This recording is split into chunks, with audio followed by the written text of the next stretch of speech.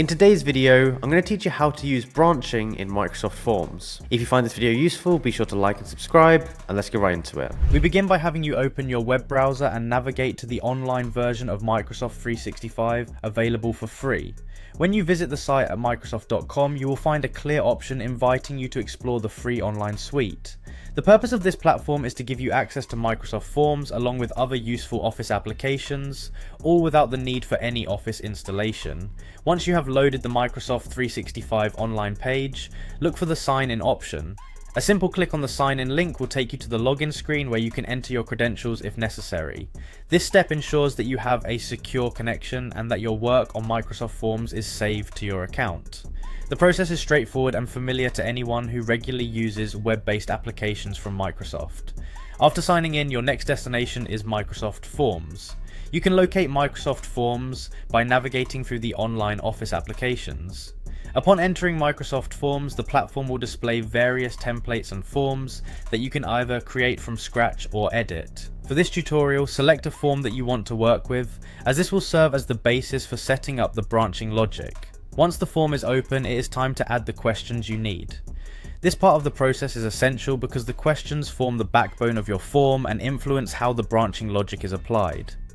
Take a moment to consider the purpose of each question and how you want the respondent's answers to guide their journey through the form. It may help to plan your question flow on paper or mentally map out how different responses should lead to different paths. Keep in mind that clarity in both your questions and the subsequent branching decisions can greatly enhance the user experience. After you have finished adding the necessary questions, direct your attention to the settings menu where additional options are hidden. Look for an icon depicted as 3 dots. Clicking on this symbol is an important step because it unveils a range of advanced features that are not immediately visible on the main interface.